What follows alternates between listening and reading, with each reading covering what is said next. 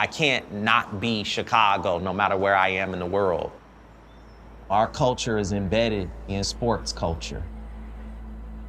Growing up in the 90s when Michael Jordan was at the center of the sports world, it was just an amazing thing. It was like you knew him because he was in our living room every other day. That's the amazing thing about retro Jordans. They mean so much at different aspects of my life. May 6, 1989, we were just the underdogs. Like everybody knew Cleveland was gonna take us. And then to win at the buzzer. It was the Air Jordan 4s. He was wearing the 4s in the shot. It's like some imminent spirit in the air. So I'm always in sneakers. I'm always in Nikes, Jordans, because that's what represents me. It's all about Chicago.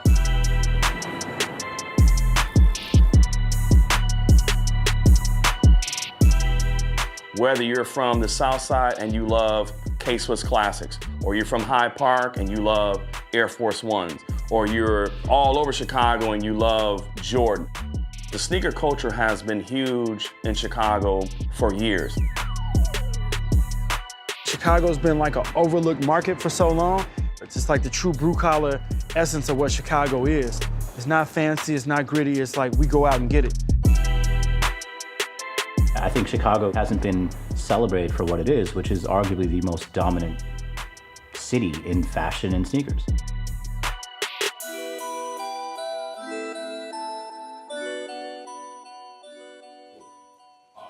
We only got 15 and 11, no 12. 15 and 11. Can't do nothing with that. That's way too bad. No. All right. What about those rings right there? Yeah, them just dropped these, right?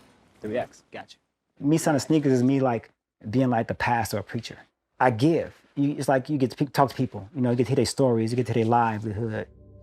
Some people just see boxes of shoes and some people see inventory, some people see debt. To me, I see opportunity. Awesome, super dope.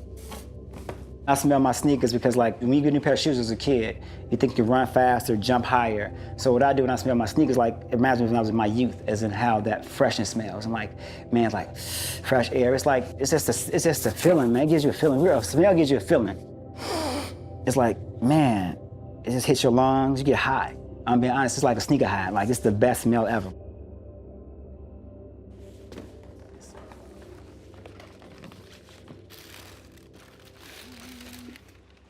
Yeah, man, retro ones. This is what it started off.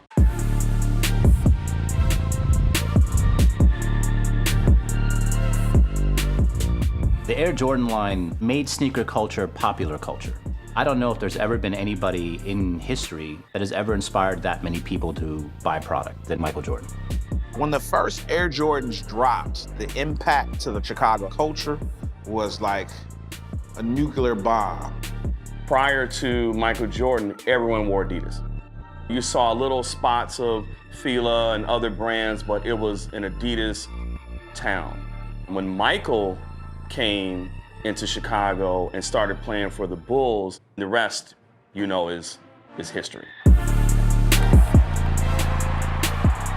Prior to that, we didn't know anything about winning.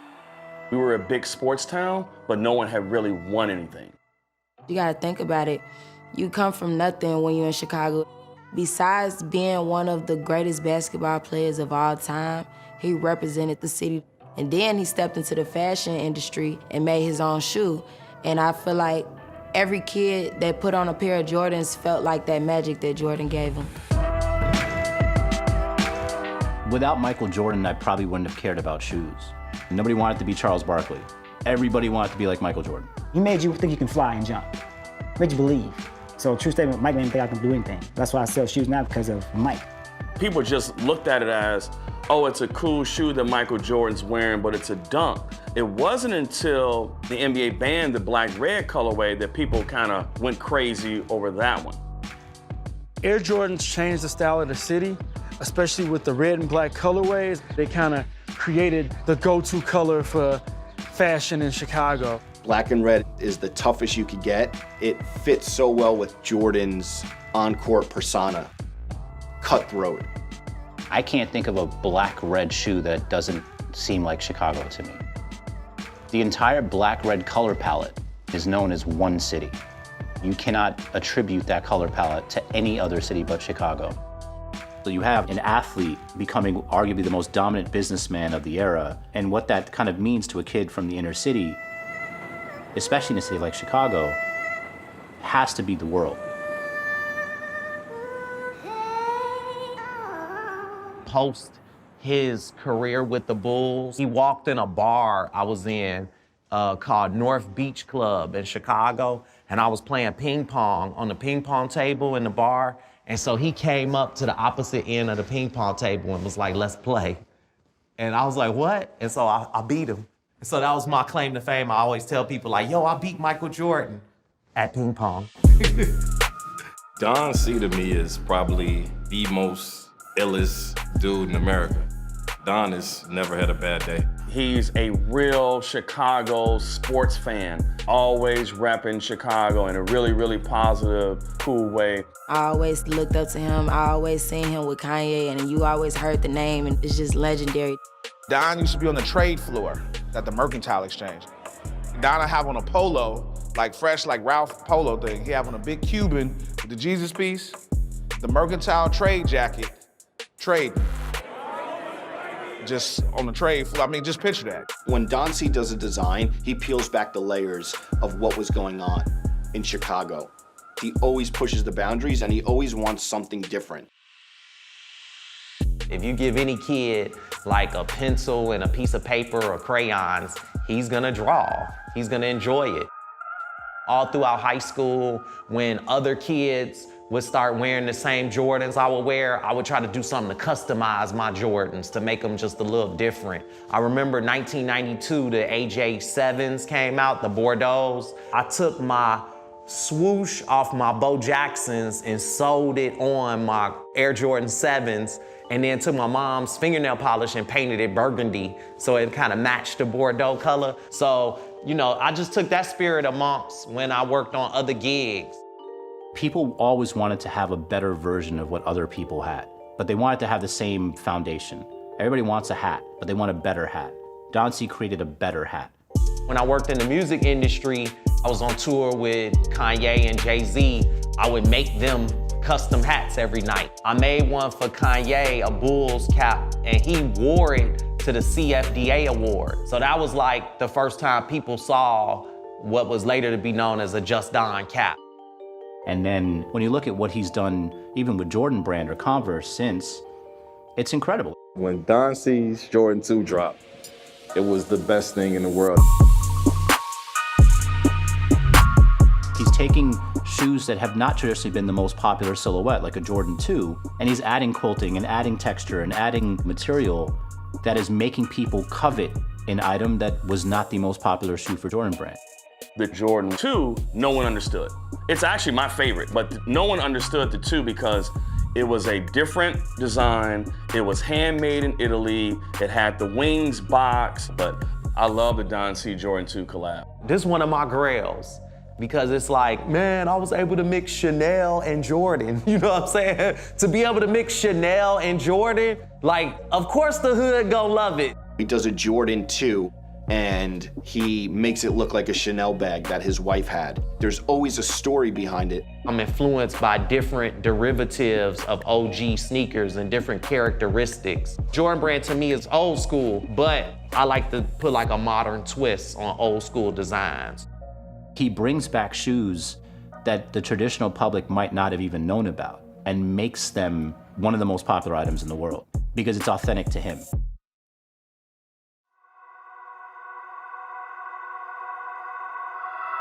People in Chicago will tell you that Don C captures the stories that were going on in Chicago through his designs because he lived it.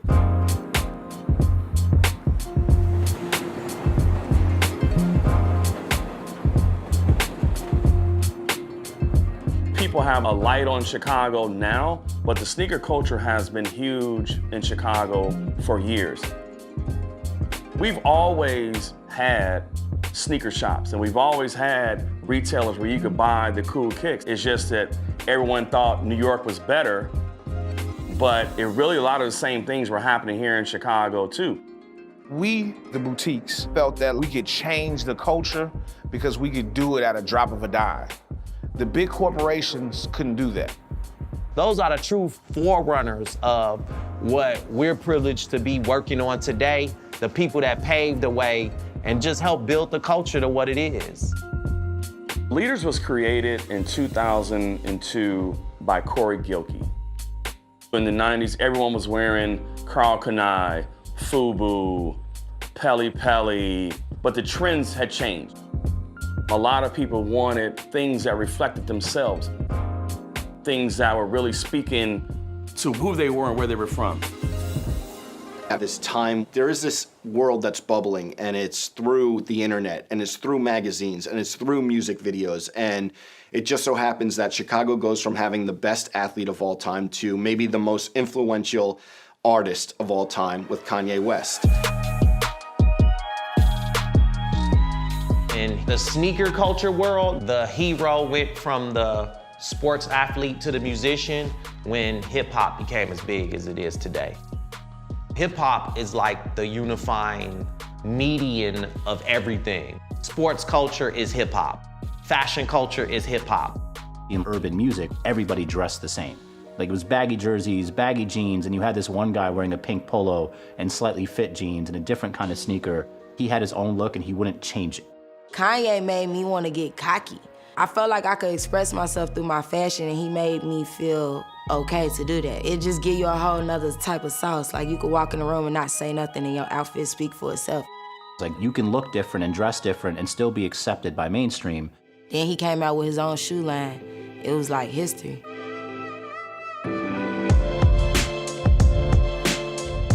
When Kanye first dropped the shoe, it was like so revolutionary because it was his own shoe. It was nothing ever done like that. An artist getting a shoe, like in this era, it was just unheard of. It was the first time a non-athlete made a splash that large with this shoe, and the shoe was amazing. And you looked at it and you said, that is different than any other shoe that's ever came out. It was definitely inspired by Kanye growing up in Chicago. It was the Jordan 3 sole. It's just like Jordan 3 sole, and let me put like the future on top of it. That shoe lines down the street, everything, the energy of it, I think that was resale heaven, if you can get it. Like, people paid their rent. When those shoes were dropping, you were calling your friends, and you had no shame trying to get that shoe. Like, our phone would not stop ringing. I think for like 2 weeks, we had to just have the phone off the hook. We didn't take any calls. Listen to me, relationships were tarnished on the release of that shoe, believe me. Kanye is an amazing creator, but he's so larger than life that people get tired of it. They like, oh, I know Kanye. Who's really doing it? Kanye doing everything. Usually when a musician or even an athlete gets a collab with a brand, they just do like a colorway on the brand. If you look at what he's done with Adidas, he's literally created his own shoes. Man, look at this. People don't know, the bootleg man tried to bootleg these, he couldn't even get it right. So you've noticed all the Yeezys, this shoe, when he first came out, had the lacing down the middle of it. He wanted to feel like socks. He wanted to feel real comfortable. And it's the first time they started using the Boost technology. The turtle dove was everything to me. I was super excited. This was after Kanye left Nike. And I was just excited just to see him do something different. At the time, everybody was more about running and just being comfortable, and that shoe was amazing. What made Kanye so fascinating is while he was a musician, he was also an artist that had a different perspective on product, that had a different perspective on fabric. And I don't know if we've really seen someone like that. You're not gonna stop Kanye, you're not gonna control Kanye. Like Michael Jordan, you're not gonna control Michael. So Michael Jordan inspires an entire kind of population. You have this underdog kind of artist coming out of Chicago in Kanye, and now you have artists, like actual designers, that are now the most popular. Look at sales. The most popular shoes are Virgil's off-white Nike shoes, period. That is the most sought after item in the world. It's not a recording artist, it's not an athlete by himself, it is someone's unique touch that is done through the lens of design. He was into skateboarding and DJing, and he kind of picked inspiration from all these different touch points of culture, and you see it in his designs. Me and Virgil, we were just touring all the time, so we would just see things like, yo, we in Japan, we need this. Well, we wanted our friends back home to be able to see through the lens of product the things that we were privileged enough to see all over the world. The Off-White collab blew up because the dotted line to Kanye. The cosign between Virgil and Kanye, and then the other dotted line to Don C, you know, kind of made it part of the same family.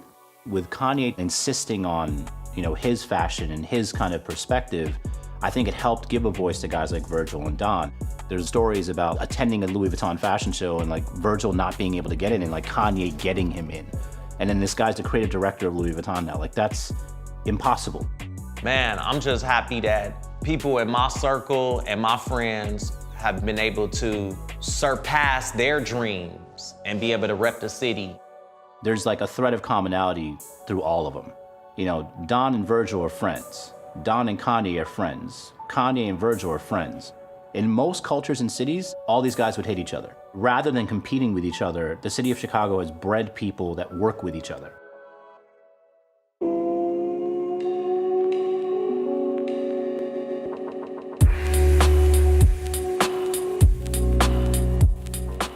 We the second biggest city, but we have to get overlooked so much because we don't have like the East Coast or West Coast, because them coasts to get all the imports there. We kind of homegrown.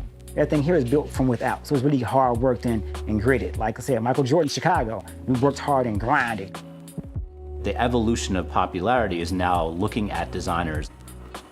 The people that grew up in Chicago really kind of came up to become creatives that can provide a spin to product, that can provide a different perspective and materialization of product. When you have people who live the culture, take cues from the city, take cues from product design, understand Jordan's significance, these guys are putting stories from growing up in Chicago into product, and the story is the cool part. When you think about the team right now, Michael was the original inspiration. Kanye is the leader of the new school, if you will. And he helped create this platform for other Chicago creatives to be accepted in fashion and to have a voice. Leaders is really important because they one of the forerunners of it. Prior to 2002, there was a lull in the marketplace for cool brands in Chicago. Urban apparel was dying and people were looking for what was next. Thus the name Leaders. We were way ahead of the curve. I mean, it's called streetwear now. It wasn't called streetwear. Diego been around forever. Like I call him granddaddy of sneakers. Like he's been doing this before anybody. Like he gave me my first job and think I've been doing this 25 years. So imagine how long he's been doing it, 30. I broke into the sneaker game in 1988. If you'd have told me then that I would still be here doing it, I'd have told you you were crazy. I wanted to be an attorney. It really was me just walking into a store, looking at shoes, and I already knew all the shoes on the wall because I had been kind of studying, I just didn't really know it. I needed a job, and my man Diego put me on in the space, and so I was able to kind of switch out what I was selling. I went from selling to selling clothes.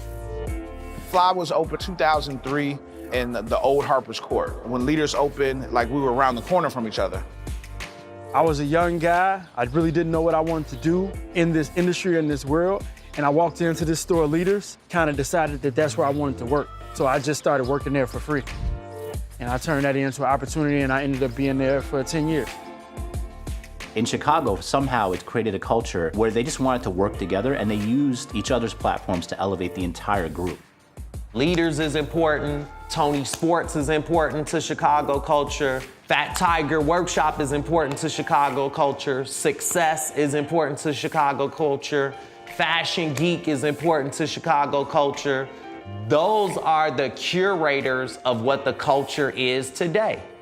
Fashion Geek has always been about color. Yeah, this shoe right here is my Reasonable Doubt. This is my Jay-Z album because this, what I tell everybody, it took my whole life to do. When I first started the brand, I was broke. Sometimes I didn't have no way even to stay. I stayed on Vic Lloyd's couch. Vic Lloyd was a part of my brand to start off. Vic Lloyd, that's my OG too, you know what I'm saying? We've been friends for over 10 years. Vic has always been a forerunner of what we've been doing from Chicago. Like, he paved the way for Joe Fresh Goods. Our leaders, Reebok Reverse Jam. We did this shoe in a collaboration between Leaders, Reebok, and CTA, which is Chicago Transit Authority. The map of the CTA is on the sole. When you put the two shoes together, you get our transit map. As we've grown over time, we still do what we love doing, which is sneakers and fashion. We're still in the same realm that we grew up in, and we're still making these same things. This is where we different from other cities. We're all friends. There's no competition. We all talk to each other, we all help each other, we all promote each other. It's a family deal. I know in other cities, that doesn't happen. It really is fascinating to see kind of how they collectively work together. But it's always a tribute to sport. Sports is like one of the major unifying factors on the earth. I see a guy at a bar that comes from a completely different background as me, but if we're both Kobe Bryant fans and Kobe hits that shot, we're gonna hug each other. And so winning a championship is like delivering a successful collection. The concept behind the 312 I thought was dope. The fact that he mixed the Jordan 1, 2, and 3, and 312 is like the original Chicago area code. It was amazing.